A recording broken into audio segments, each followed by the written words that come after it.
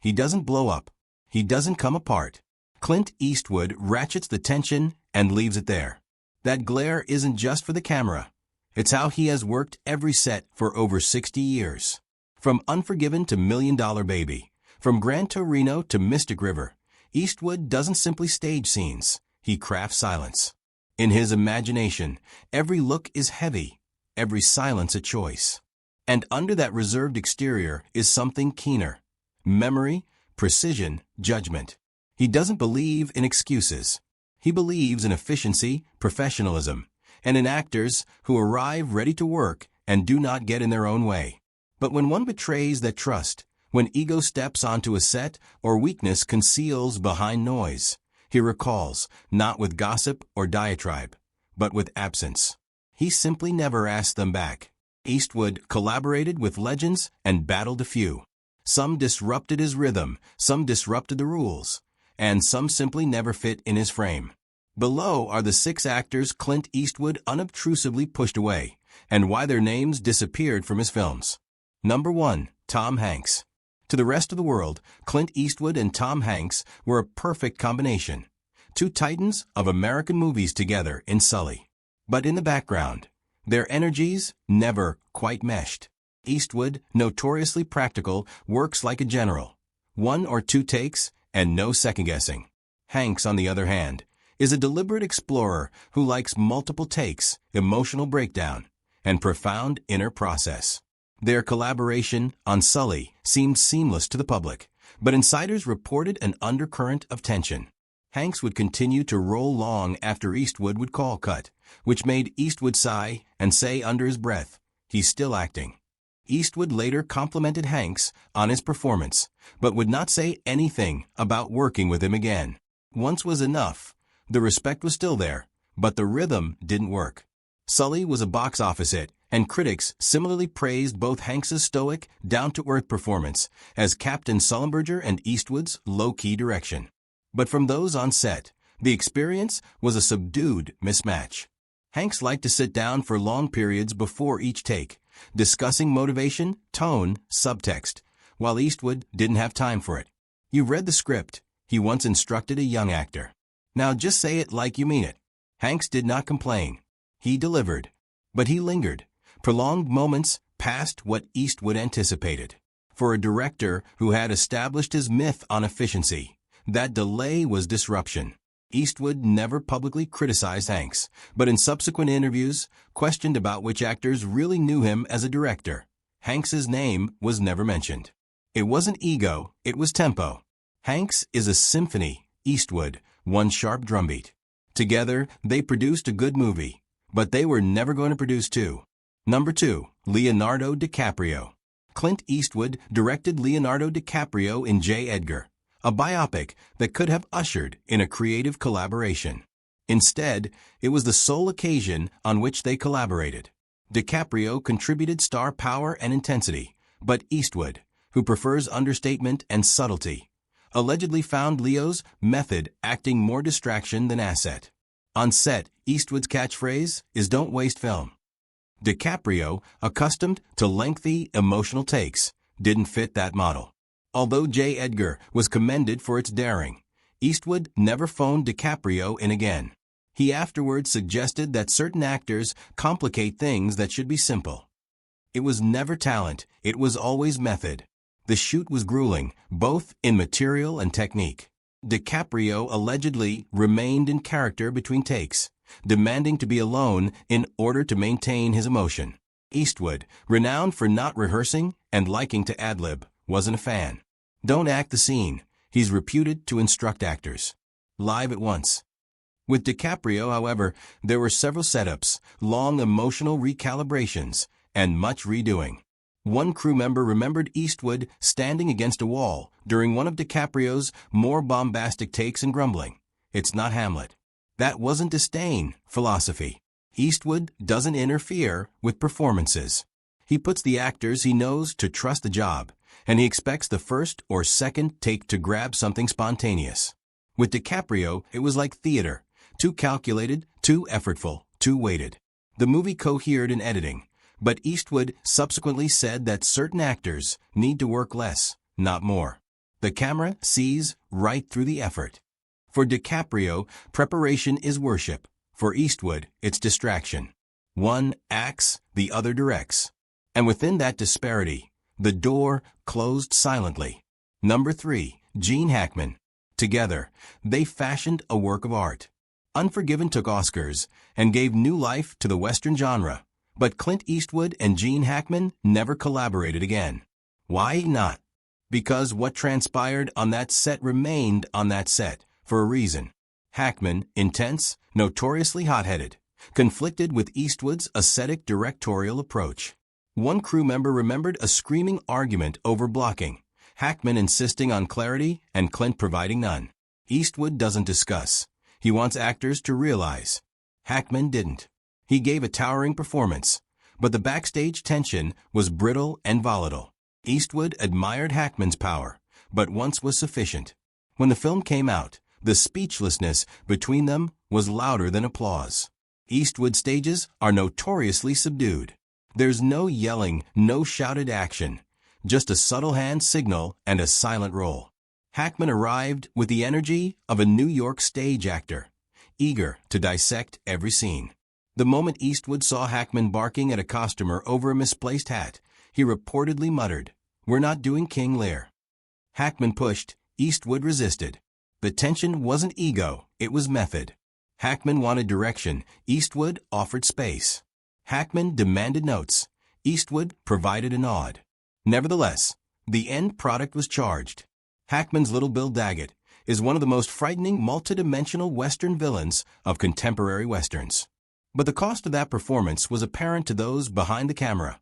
Tantrums between shots, lengthy silences at wrap, and Eastwood's refusal to ever speak about Hackman in interviews that followed. Some people bring the storm. You just have to weather it. Both men have been civil in public ever since, but the partnership ended on the same note it had started. Unforgiven was lightning in a bottle, and Clint Eastwood never attempts to bottle lightning a second time. Number 4, Jamie Foxx. It began as rumor in Hollywood circles. Clint Eastwood was going to be directing Ray, but as the production went along, Eastwood surreptitiously backed out, and Jamie Foxx ended up playing the part under director Taylor Hackford. Why, sources say, was because Eastwood had met with Foxx, but they didn't exactly click. Foxx is charming and spontaneous, and he didn't quite fit with Eastwood's blue-collar discipline. Clint appreciates concision, authority, and deference to hierarchy. Foxx pushed back against that dynamic, too lighthearted, too casual. Eastwood stepped away from the project completely. Decades later, when questioned about directing contemporary actors, Eastwood gave a wry smile and said, "Some people are not built for direction." The signal was unmistakable. It wasn't talent. Foxx would win an Oscar for Ray, giving a performance so detailed it bordered on the incredible. But to Clint, getting there is what matters. Foxx lives on slackness, yapping along while the cameras roll, moving between takes, injecting spontaneity into the air. That is his talent. But Eastwood's sets don't work that way. They hum along low, fly by quickly, and trust that the scene is the scene, no riffing necessary. One of the assistant directors remembered a pre-production meeting in which Eastwood stated, "I don't do rehearsal to find the scene. I cast actors who already know where it is." But Foxx prefers to hunt, extend, and push limits. The same thing that made him legendary made him incompatible with Eastwood's machine. Even years later, the two never again worked together on a film. Eastwood did not badmouth Foxx. He did not need to. His silence did all the talking. Too much action, not enough quiet. Expression is movement for Jamie Foxx. Precision is movement for Clint Eastwood. One works with fire, the other cuts with silence. Their canvas was never meant to intersect. Number 5, Nicolas Cage. Clint Eastwood was quoted saying that acting is truth, not show business. That might be why he has never hired Nicolas Cage. Cage, notorious for erratic swings and unconventional choices, is the antithesis of everything Eastwood shuns. In the early 2000s, studios supposedly floated Cage's name for a part in one of Eastwood's pictures, possibly Gran Torino. Eastwood would not even discuss it. To him, Cage's erratic style contradicted the type of down-to-earth storytelling he made his reputation on. Whereas both men won Oscars and box office, their sensibilities were at opposite poles. Eastwood once explained to another director, "He's too much. Always has been." Truth arrives quietly for Eastwood. It lurks just below the surface, waits in the eyes. Cage slams it against the wall. His acting is jazz solos, unpredictable, frenetic, full of reckless risk.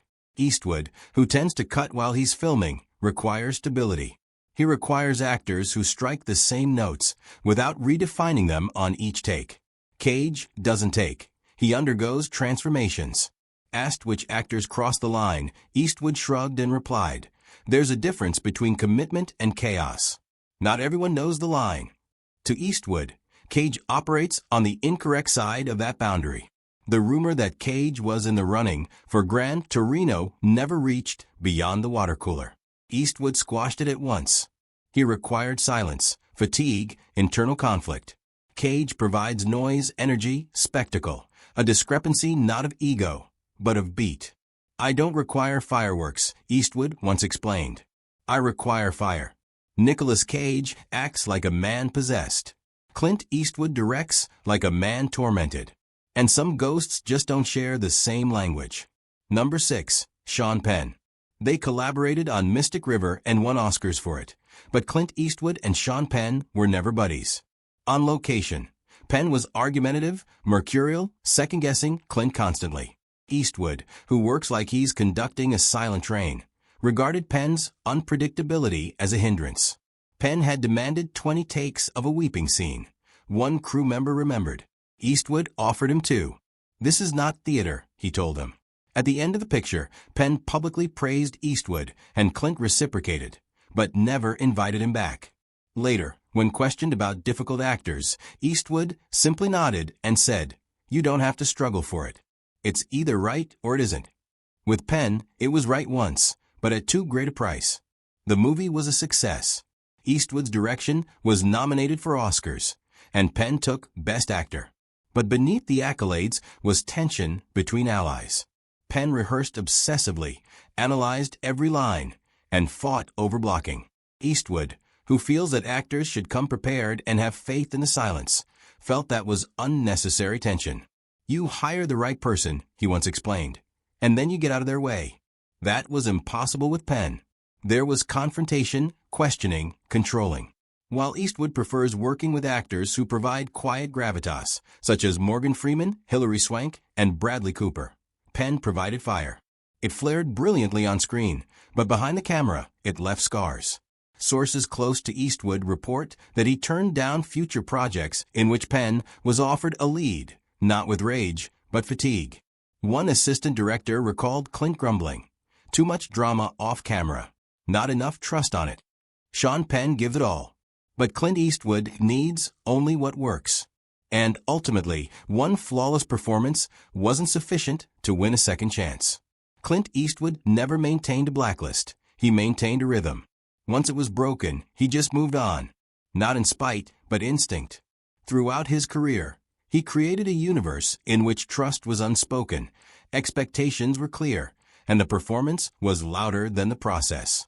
Each of these conflicts, Hanks's over-preparation, DiCaprio's precision, Hackman's fire, Fox's looseness, Cage's chaos, Penn's volatility, was never ego. It was about fit. Eastwood wasn't looking for actors to test him. He was looking for those who knew that quiet has consequence. His legacy is not the films themselves, but the rigor that went into them, the faces that kept coming back, and the ones who did not.